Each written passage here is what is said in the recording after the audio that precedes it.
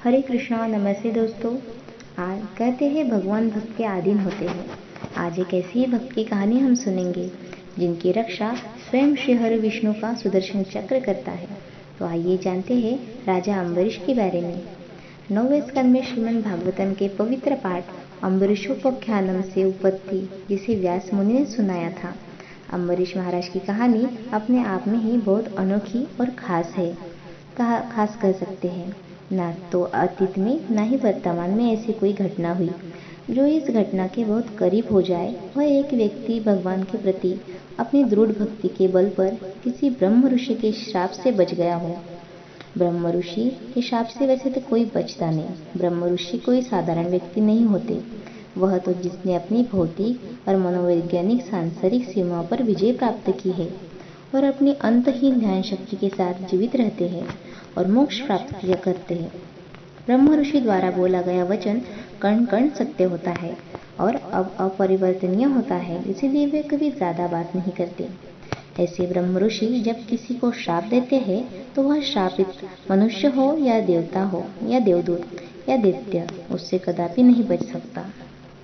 अम्बरीश एक महान राजा नभाग का पुत्र था। अम्बरीश भगवान श्रीमन नारायण के एक महान भक्त थे और यद्यपि वह एक महान शक्ति, धन और प्रसिद्धि के साथ एक महान राजा भी थे, तब भी उन्हें सभी ने वह आनंद नहीं दिया जो उन्हें भगवान श्रीमन नारायण के निरंतर स्मरण से प्राप्त हुआ था।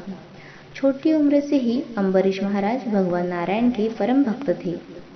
अपने जागते वक्त और सोते वक्त अपने कर्तव्यों का निर्वहन करते हुए हर समय वह लगातार मानसिक रूप से भगवान से जुड़े रहते थे।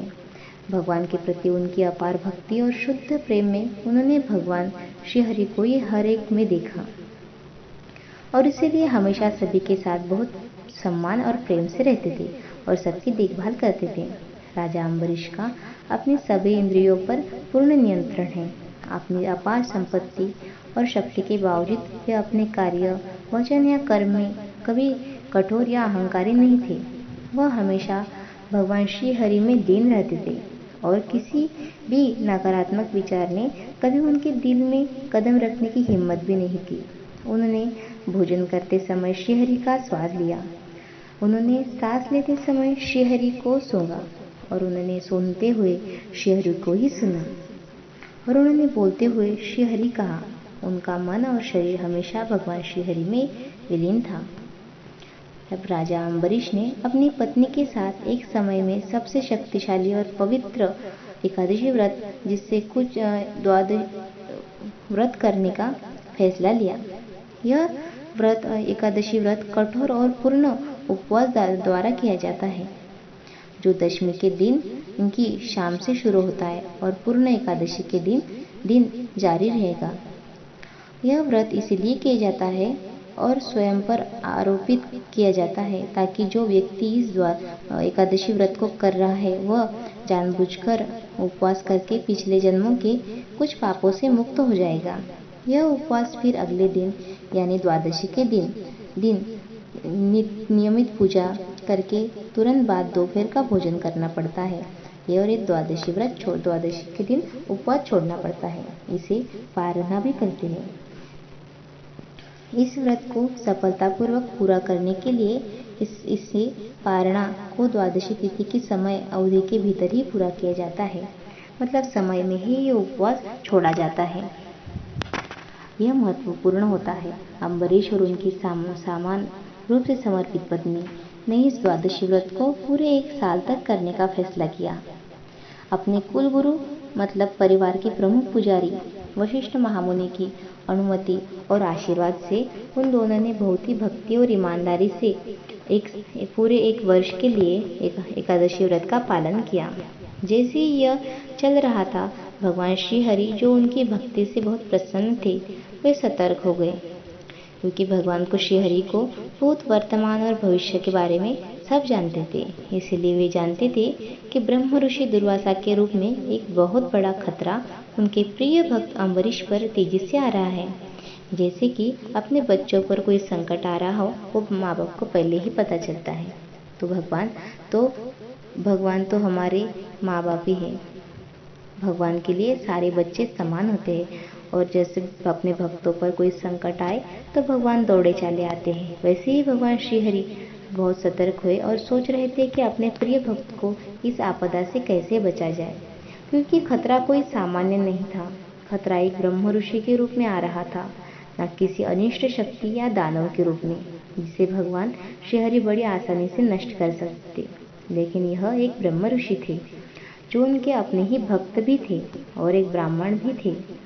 हिंदू धर्म में चतुर्वर्ण आश्रम के अनुसार ब्राह्मण को मनुष्य में सर्वोच्च वर्ग माना है, इसीलिए ब्राह्मण अपने आध्यात्मिक ज्ञान के कारण बहुत ही सम्मानित थे और ध्यान शक्ति और श्रद्धा की दृष्टि से देखा जाता है। तो यह भगवान श्रीमन नारायण के लिए एक बहुत ही अजीब स्थिति थी, किसे चुने और कैसे एक दूसरे के लिए एक खिलाफ बचाए। दोनों समान रूप से अच्छे और पवित्र थे, ईमानदार और समर्पित थे। इसीलिए जैसे ही द्वादशी व्रत को पूरा होने का समय नजदीक आ रहा था, भक्त अम्बरीश के लिए उनकी चिंता और अधिक बढ़ गई और उन्होंने अम्बरीश की रक्षा के लिए दिव्य अस्त्र श्री सुदर्शन चक्र को अम्बरीश के महल में भेजने का फैसला किया। सुदर्शन को भगवान श्री हरि ने निर्देश दिया था कि सुदर्शन को हर समय राजा अम्बरीश को किसी भी और सभी प्रकार के खतरों से बचाना चाहिए और खतरे के स्रोत को जड़ से ही नष्ट कर देना चाहिए। भगवान के इस आदेश के साथ सुदर्शन अपनी पूरी ताकत के साथ राजा अम्बरीश की रक्षा करने गए थे, ईमानदार और समर्पित। इसीलिए जैसे जैसे द्वादशी व्रत के पूरा होने का समय तेजी से नजदीक आ रहा था, भक्त अम्बरीश के लिए उनकी चिंता और अधिक बढ़ गई। उन्होंने अम्बरीश की रक्षा के लिए अपने दिव्य अस्त्र सुदर्शन चक्र को अम्बरीश के महल में भेजने का फैसला किया। सुदर्शन को भगवान श्री हरि ने निर्देश दिया था कि सुदर्शन को हर समय राजा अम्बरीश की रक्षा करनी है, उनको खतरे की स्रोत से बचाना है। भगवान के इस आदेश के साथ सुदर्शन भी चल पड़े, हर समय राजा अम्बरीश की रक्षा करते रहे और खतरे से बचाते रहे। भगवान के इस आदेश के साथ सुदर्शन तो सज्ज हो गए। कार्तिक के महीने में जब व्रत पूरा होने वाला था, अम्बरीश और उनकी पत्नी ने पवित्र नदी यमुना में, जिसे कालिंदी भी कहा जाता है, एक पवित्र डुबकी लगाई और हमेशा की तरह मधुवन में भगवान श्री हरि की पूजा की। तब उन्होंने बड़ी संख्या में बछड़ों के साथ सुंदर गायों का विशाल दान दिया था। साथ ही ब्राह्मणों को बहुत स्वादिष्ट भोजन देकर और वस्त्र स्वर्ण आभूषण दान किए। जब वे सब प्रकार से संतुष्ट हुए और उनसे आशीर्वाद लिया तो उनकी अनुमति से बचे हुए भोजन को भुक्त विषम के रूप में, प्रसाद के रूप में ग्रहण करके अपना व्रत समाप्त करने वाले थे। व्रत, यज्ञ, होम, पूजा से प्रसाद तभी उस समय ब्रह्म ऋषि दुर्वासा ने अपने शिष्यों के साथ वहां प्रकट हुए, वहां प्रवेश किया। ब्रह्म ऋषि दुर्वासा अपने छोटे स्वभाव के लिए बहुत प्रसिद्ध थे। राजा अम्बरीश सभी औपचारिकता के साथ आगे बढ़े और दुर्वासा और उनके शिष्यों का सम्मान करते हुए ऋषि का स्वागत और सम्मान किया और उनके विनम्र पूर्वक भोज में शामिल होने का अनुरोध किया। ऋषि दुर्वासा ने तब उत्तर दिया कि वे अपने शिष्यों के साथ पहले यमुना नदी में स्नान करेंगे और फिर ही भोजन में शामिल होंगे। ऋषि दुर्वासा यमुना में स्नान कर रहे थे। ठंडे पानी की लहरों ने उन्हें एक सुखद अनुभूति दी और फिर वे नदी में गहरे ध्यान में डूब गए और अम्बरीश की द्वादशी व्रत में एकादशी व्रत छोड़ने के लिए व्रत के बारे में पूरी तरह से भूल गए। समय बीत रहा था, ऋषि दुर्वासा गहरे ध्यान में ही थे और तब उन्हें विचलित नहीं किया जा सकता था। जैसे ही द्वादशी का समय समाप्त होने वाला था, राजा अम्बरीश दुविधा में थे और उन्होंने अपने सभी मंत्री और शाही सलाहकारों और शाही पुजारियों को सलाह मांगने लगे और उनको बुला लिया। सभी चतुर्भुज दुविधा की एक विचित्र स्थिति में फंसे हुए थे। धर्म के अनुसार अतिथि को भोजन कराए बिना उनके मेजबान के सामने कुछ भी नहीं खाना चाहिए, विशेष रूप से पवित्र स्थिति और इस तरह के भोज में ध्यान के दौरान व्यक्ति को परेशान भी नहीं करना चाहिए। तो क्या करा जाए, चाहे स्थिति कितनी भी जरूरी क्यों ना हो। द्वादशी के पवित्र घंटे समाप्त होने से पहले ही द्वादशी का पारण करना भी आवश्यक था, मतलब एकादशी का उपवास छोड़ना भी उसी समय में था, ताकि उसे कोई भूल ना हो जाए। अवश्य करना चाहिए था। अर्थात जो व्यक्ति व्रत दीक्षा में है, उसे इस व्रत को पूरा करने के लिए समय से पहले अपना भोजन समाप्त कर लेना पड़ता है, तभी वो व्रत पूर्ण होता है। यदि इतना बड़ा व्रत जब सफलतापूर्वक पूरा नहीं हुआ तो पूरे राज्य पर बड़ी तबाही ला सकती है। इसीलिए उन्होंने कुछ इस तरह से करना होगा कि व्रत को बिना चूके और ऋषि दुर्वासा के ध्यान को भी भंग किए बिना या उन्हें परेशान किए बिना समय पर पूरा किया जाए। उन सभी ने एक पवित्र ग्रंथों का उल्लेख किया और कई धर्मशास्त्रों को पढ़ा, आपस में चर्चा की और सर्वसम्मति से सहमत हुए और राजा अम्बरीश से कहा कि वह कुछ पानी मौखिक रूप से ले सकते हैं। पानी पीने से द्वादशी व्रत का उसी समय पूरा हो जाएगा, क्योंकि इसे भोजन नहीं माना जाता है। उन्होंने सोच लिया कि ऋषि दुर्वासा बुरा नहीं मानेंगे। राजा अम्बरीश ने व्रत का पालन करने के लिए 3 चम्मच जल ग्रहण किया। इस बीच ऋषि दुर्वासा अपने सभी शिष्यों के साथ उत्सुकता से लौट आए। उन्हें भोज कराया गया। ऋषि दुर्वासा, जो उस समय बहुत ही भूखे थे, अपने भोजन शुरू करने ही वाले थे। उन्होंने अपनी दिव्य दृष्टि से देखा, उस राजा अम्बरीश ने 3 चम्मच जल ग्रहण कर लिया है। इसने तुरंत ऋषि को क्रोधित कर दिया। तो राजा अम्बरीश के इस कृत्य को एक महान अपवित्रता मानते हुए बहुत क्रोधित हो गए। राजा अम्बरीश ने अपना अपराध स्वीकार किया और बड़ी विनम्रता से क्षमा मांगी। राजा अम्बरीश ने भी बहुत विनम्र स्वर में ऋषि से कहा कि जो कुछ भी हुआ, और कहा कि क्या उन्हें पता था कि द्वादशी व्रत को तोड़ने से बचने के लिए यह सरल कार्य ऋषि को इतना परेशान करेगा कि यह ऐसा नहीं करते, भले ही इसका मतलब हो पवित्र व्रत भंग करने के लिए हो। लेकिन दुर्वासा इस स्पष्टीकरण से संतुष्ट नहीं थे और ऋषि दुर्वासा ने अपने बालों के ताले की एक लट निकाली और उसे जमीन पर पटक दिया और कुछ मंत्रों का पाठ किया और अम्बरीश को मारने के लिए उसमें से एक कृत्या नामक राक्षस को बनाया, जिससे उसे टुकड़े टुकड़े कर देने का आदेश दिया। उसकी बहुत दर्दनाक और धीमी लेकिन निश्चित मौत थी देने का आदेश दिया। दुर्वासा ऋषि ने रानी, मंत्री, दरबारी, विदूषक, पुजारी और अन्य सभी अतिथि हैरान थे और समझ नहीं पा रहे थे कि क्या किया जाए। सभी डरे हुए थे और यह देखकर बहुत चिंतित थे कि इतने ईमानदार और श्रेष्ठ समर्पित राजा पर इतनी बड़ी विपदा आ पड़ी है, जिसने इस पूरे मामले को बहुत ही धर्मपरायण के साथ शुरू किया और सब कुछ इतने धार्मिक रूप से किया कि लेकिन राजा अम्बरीश बिल्कुल भी विचलित नहीं हुए और भगवान श्रीहरि का ध्यान करते हुए हाथ जोड़कर बैठ गए, क्योंकि उन्हें पता था कि उन्हें भगवान कुछ नहीं होने देंगे। जैसे ही क्रूर कुरूपा राक्षसी ही क्रूजा राजा अम्बरीश की ओर बढ़ा, तो सुदर्शन चक्र, जो चुपचाप अपने भगवान श्रीमन नारायण के आदेशों का अनुसार अम्बरीश की रखवाली कर रहा था,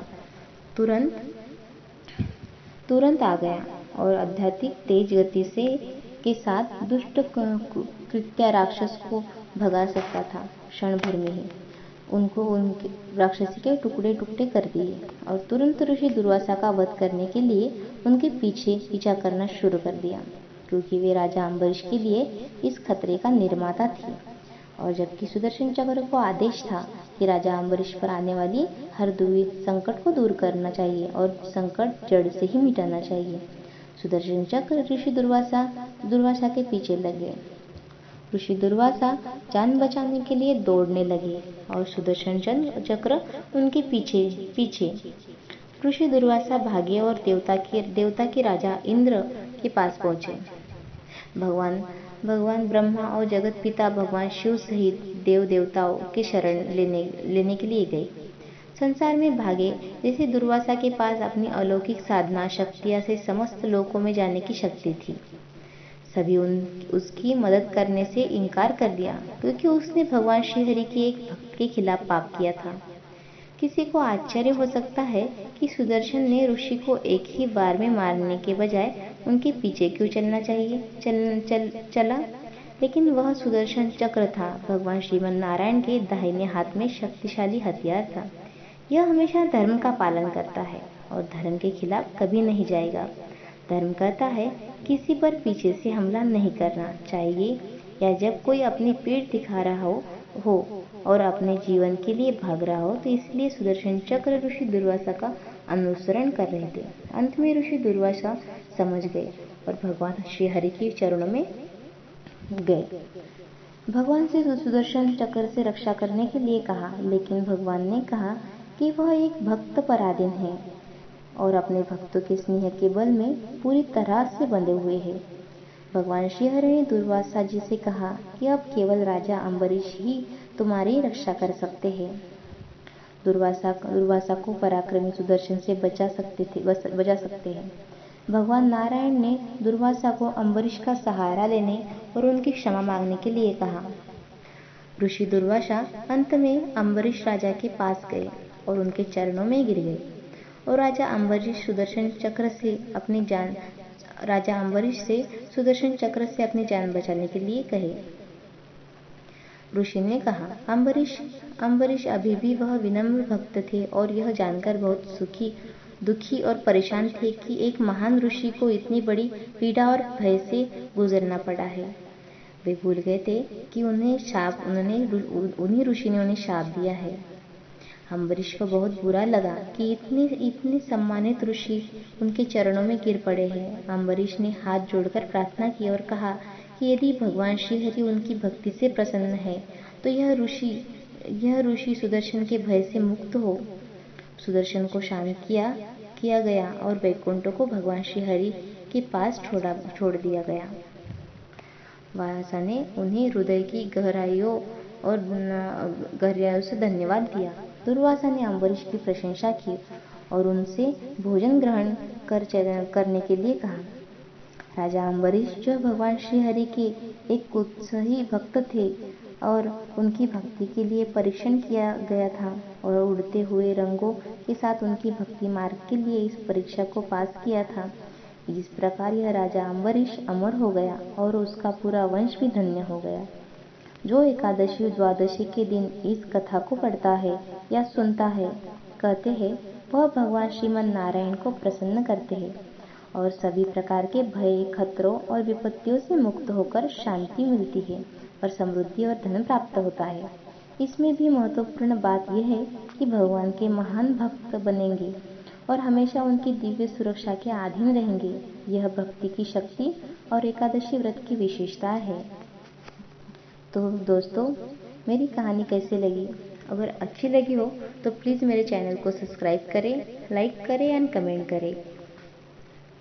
दोस्तों, कहते हैं मन में अगर सच्ची श्रद्धा और भक्ति हो तो भगवान भी भक्त की एक आवाज़ पर दौड़े चले आते हैं और उनकी हर समय रक्षा करते हैं, उन पर कोई संकट नहीं आने देते।